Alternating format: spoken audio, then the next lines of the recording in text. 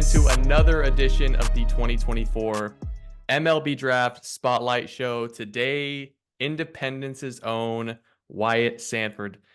Wyatt, dude, welcome to the show, man. I really have enjoyed watching you over the last 12 months. I've caught you a couple times on the showcase circuit. Welcome to the Spotlight Show. How you doing, dude? I'm doing good. I appreciate you having me on here. Of course, of course. So I kick this thing off the same way every week. I want to know who you are, dude. Like, who is Wyatt Sanford on the baseball field? Like, what makes you tick? What keeps you engaged in the game?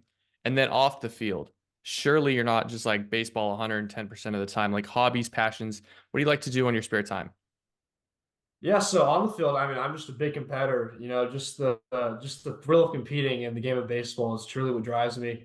And just knowing that someone is going to be the winner in the game, and just someone is going to beat the other team. Just truly, that's what drives me on the field, and just ultra competitor.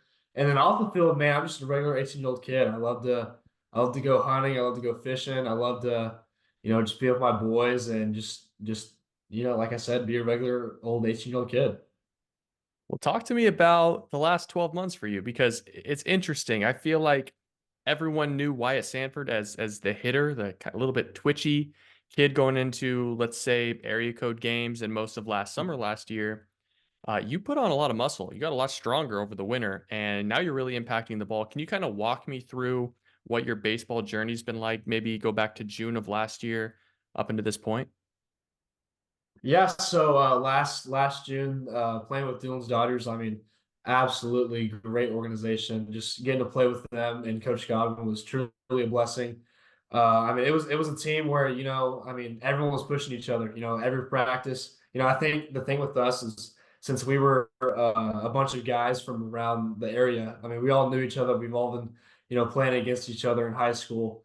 And it was just it made it more fun, and the practices would get competitive, and I mean, it was truly just one player pushing another, and you get to see that throughout the circuit.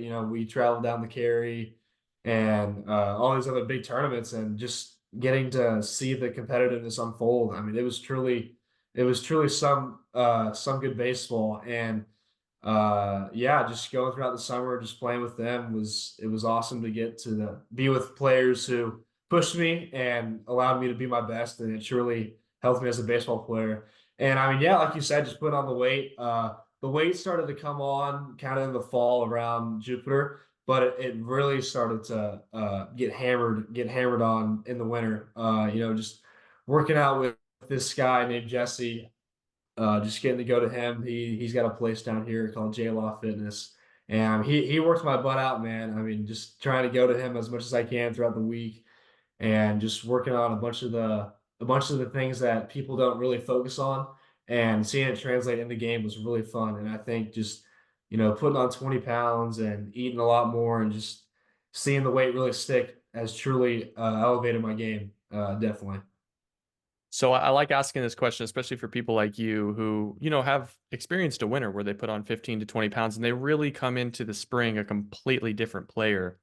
Like, how do you characterize yourself? Like, what is Wyatt Sanford? Are you a hitter? Are you a slugger? Are you a five-tool guy? Like, how do you kind of envision yourself in the grand scheme of baseball and like player archetypes? Yeah, I would say for sure a five-tool player. I'm someone who I can field, I can really run, I can throw, I got a good arm, and then the bat to ball's always been there, and the power was always kind of something that lacked, especially last summer. Me not being as strong as I am now, just not seeing the power really break through, and then gaining those 20 pounds and getting to see the power tool really come on the scene, and just it's been really fun to just play with the thought of being a five-tool player and knowing that the power's there and that I can hit the ball in the ballpark. It's been really fun to go out there and compete with that, and yeah, just seeing that power really unfold has truly helped me to become a five-tool player. So let me ask you, as an 18-year-old kid, 17-year-old kid for some of the year, you come out in the spring, you guys start a little bit earlier than the rest of the country, except for Florida. Mhm. Um, you're obviously bigger, you're stronger. The scouts, they start coming a little bit more and a little more and a little more. Suddenly, you're getting 30 scouts out there at times to watch you play. As a teenager, man, what's that like? Yeah, I mean, it was definitely an overwhelming experience at first. I mean, I remember the first scrimmage. I mean, like you said, with me kind of gaining weight over the winter. I mean, kind of not really knowing how much attention that was going to bring. And I mean, the first scrimmage, man, I mean, there was probably 30 scouts, and just in the back of my mind, just knowing that that was a scrimmage, I was like, oh, this is what it's gonna be like. And yeah, I mean, at the end of the day, just being an 18-year-old kid and just realizing that it's the game of baseball, it's never changed. There's just some extra people watching, extra people filming, and just kind of calming the brain down and realizing that it's baseball. You're having fun.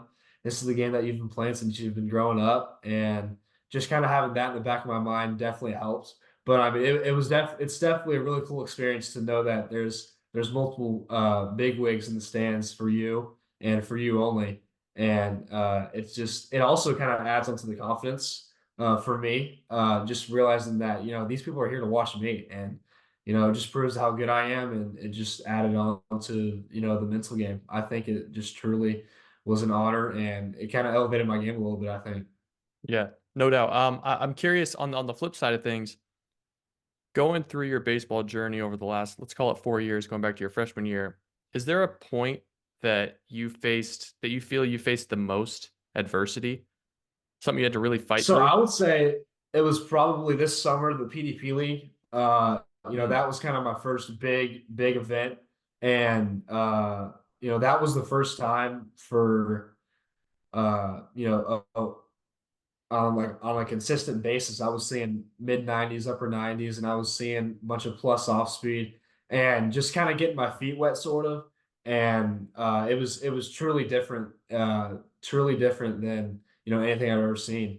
And just getting to see that for the first time, I mean, I didn't do as well as I thought, but at the end of the week, kind of realizing how, there's a lot to work on from this, and there's a lot to build on from this. It kind of motivated me a lot more going into the fall and after that. And I think just as much as adversity it was, it ended up helping me, just realizing, I need to work harder. I can't settle. There's people that are better than me, and just always got to work harder. And I mean, no one's ever going to say that their bat's too good. At the end of the day, hitting is the hardest thing to do in sports, and I mean, the best succeed 3 out of 10 times.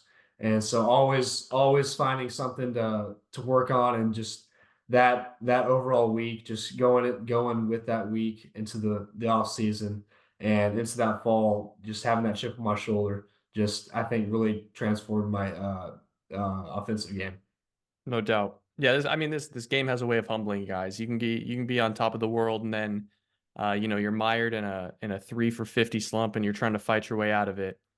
But to that token, what's left for Wyatt Sanford? Like, where do you have to improve? Where do you have to grow? Is there something specific that you're honing in on over these next, let's say you go to A&M, over these next few years to really elevate your game?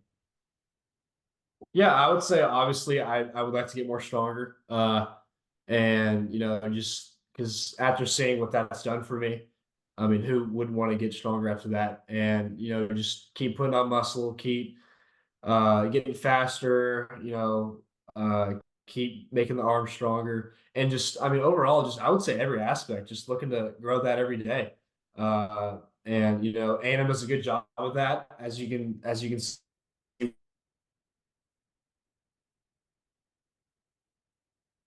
and get to see what Schlossnagle and Kane and Early has done with them to prepare them for their freshman year.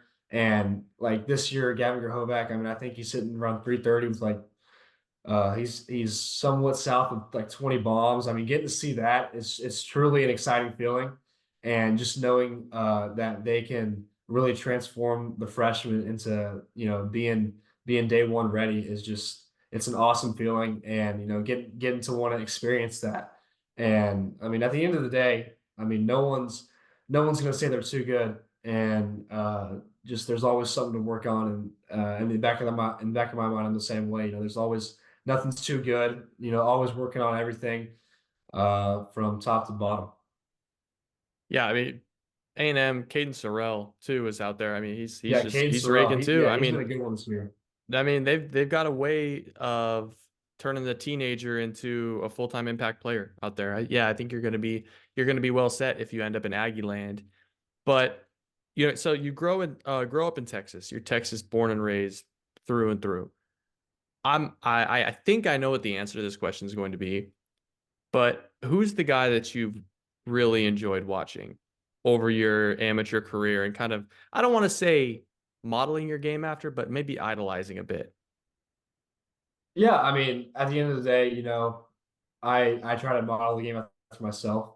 I think I'm a different player than everyone else. But I mean, obviously, growing up a Texan and being a Ranger fan, Corey Seager obviously sticks out, and seeing what they did with the World Series run last year, and just seeing how, just the clutch moments he had, and I mean, how could you not want to just watch him? So he was always a fun one to watch, and just the way he plays, and I mean, it's electric, and it's just fun to watch him. Just fun to watch how he goes about his business every day, and how he takes no days off. Even with him having this good track record, just going it every day and realizing that he needs to keep earning that spot, and has a team to put on his back. It's fun to watch. I love that. All right, man. So I'll get you out of here with just a couple more questions. These are gonna kind of come out of left field a little bit. That's all right.